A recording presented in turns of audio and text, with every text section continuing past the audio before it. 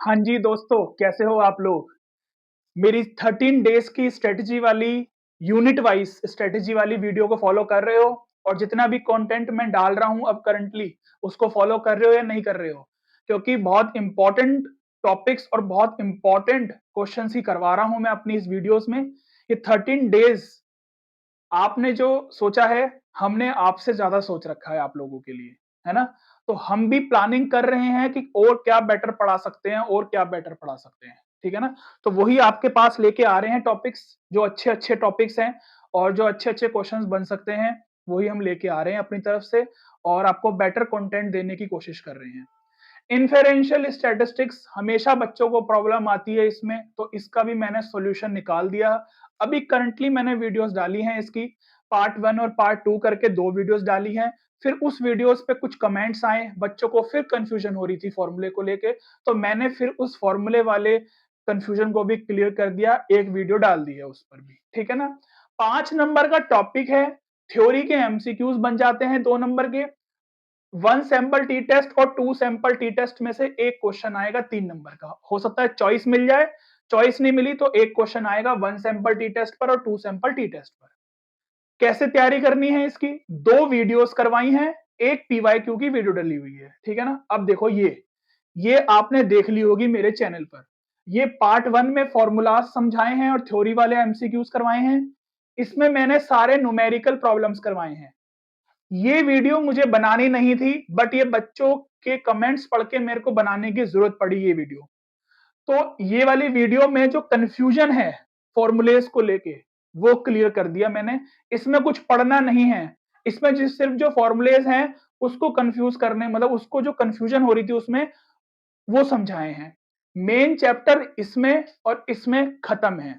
2 videos में chapter खत्म है।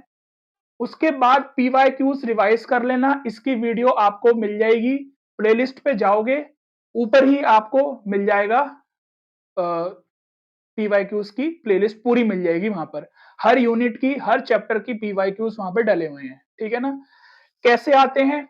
देखो, जहां तक देखा गया है 2 एमसीक्यूज आ रहे हैं, 2 एमसीक्यूज आ रहे हैं और 3 नंबर का एक क्वेश्चन आ रहा है।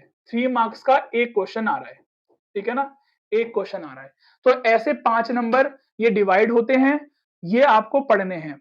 जो टी टेस्ट वाले फॉर्मूले में जो कंफ्यूजन हो रही है ना बच्चों को, कि अंडर नीचे टी टेस्ट में under root N minus one रखें या क्या रखें, तो वो ही मैंने क्लियर कर दिया है कि वो आपको इस वाली वीडियो में समझ में आ जाएगा। इस वाली वीडियो में जहां पर ये कंफ्यूजन हो रही है फॉर्मूले को लेके, इस वाली वीडियो में समझ में आ जाएगा आपको।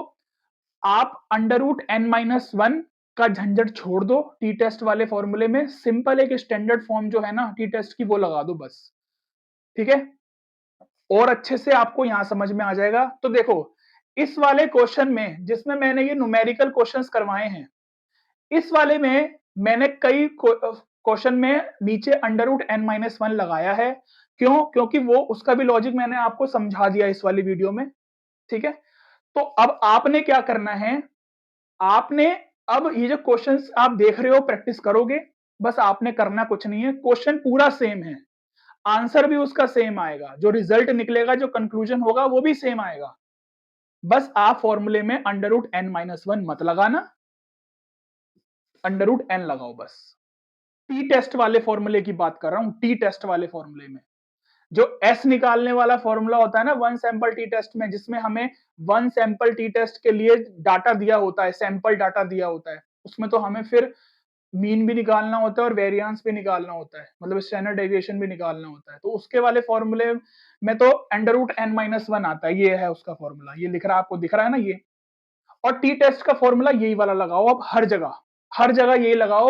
और वो वाला लॉजिक मत लगाओ कि अगर परफेक्ट स्क्वायर रूट बन जाए तो उसके लिए हम n माइनस वन लगा दे और वो लगा दे। अरे मत पढ़ो उस झंझट में, मैं बार बार कह रहा हूं आपको, बस इस तरीके से पढ़ो जैसे मैंने आपको बता दिया। इस वाली वीडियो में मैंने न्यूमेरिकल क्वेश्चंस करवाए हैं, तो जहां जहां मैंने under root N minus one अगर यूज किया है किसी क्वेश्चन में, उसका लॉजिक मैंने यहां समझा दिया है। तो आप क्या करोगे, under root N minus one मत लगाना, बस अंडर रूट एन लगाना, बाकी सारा आंसर आपका सेम आना है, कोई दिक्कत वाली बात नहीं है, ठीक है ना? तो टेंशन नहीं लेनी है। ऐसे पीवाईक्यूज वाले क्वेश्चंस में भी मैंने कई क्वेश्चंस में √n-1 लगाया है, तो आपने बस क्या करना है, क्वेश्चन देखना है, समझना है, सारा समझ में आ जाए, सॉल्यूशन देख लो अच्छे से, बस ये चीज याद रखो कि हाँ मुझे √n ही लगाना है टी के फॉर्मूले में, कहानी खत्म बस, और कुछ भी नहीं करना। इतनी बात समझ में आ गई। थ्योरी के एमसीक्यू कहीं नहीं मिलेंगे आपको, कहीं पर भी नहीं मिलेंगे थ्योरी के एमसीक्यू, मैंने करवाए हैं इस वीडियो में, इस वाली वीडियो में करवाए हैं थ्योरी के एमसीक्यू, बहुत अच्छे अच्छे थ्योरी के एमसीक्यू हैं। पूरी थ्योरी मैंने एमसीक्यू में बना के करवा दी। समझ आ रही है कि मतलब पूरी थ्योरी पढ़ाने से बेटर मैंने उसको एमसीक्यू में बना दिया और पूरी थ्योरी समझा दी। तो बहुत बढ़िया वीडियो बनी है ये वाली, और इसमें न्यूमेरिकल क्वेश्चंस करवाए हैं बस, ठीक है ना, ज्यादा क्वेश्चंस भी नहीं करवाए, 10 से 12 क्वेश्चंस करवाए हैं न्यूमेरिकल वाले, सब कुछ उसी में कवर हो जाएगा बस, उसके अलावा कुछ भी नहीं आने वाला। क्लियर है इतनी बात? तो ये चीज आपने पढ़नी है, और इस वाली वीडियो में आपने अपनी कंफ्यूजन क्लियर करनी है जो फॉर्मूलेस को लेके होती है, ठीक है, और एक पीवाईक्यू वाली वीडियो देखनी है बस। इतना काम कर लो, 3 से 4 घंटे में ये चैप्टर बहुत अच्छे से आपका क्लियर हो जाएगा। 3 से 4 घंटे में कमांड बन जाएगी आपकी इस चैप्टर में, और 5 नंबर पूरे मिल जाएंगे।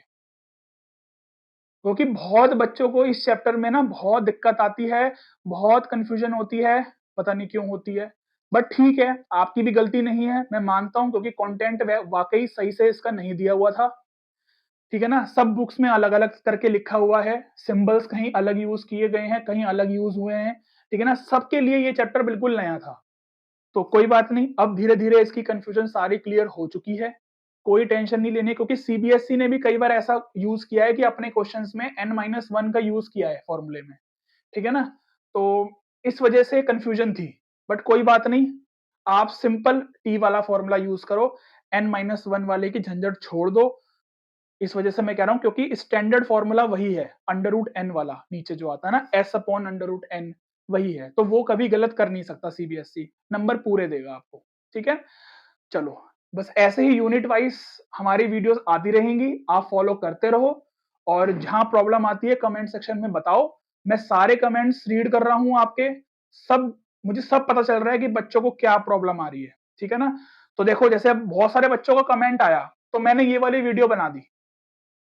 ऐसे ही जिस वीडियो, मतलब जिस टॉपिक पर मुझे लगेगा कि बच्चों को बहुत कंफ्यूजन हो रही है, और उसके रिप्लाई में कमेंट्स में नहीं कर पा रहा, क्योंकि काफी लंबी चीज समझाने वाली है, तो मैं उसको एज अ वीडियो लेके आ जाऊंगा, ठीक है ना। बस आपको क्या करना है, पढ़ाई करनी है, और चैनल को फॉलो करके रखना है, ठीक है ना।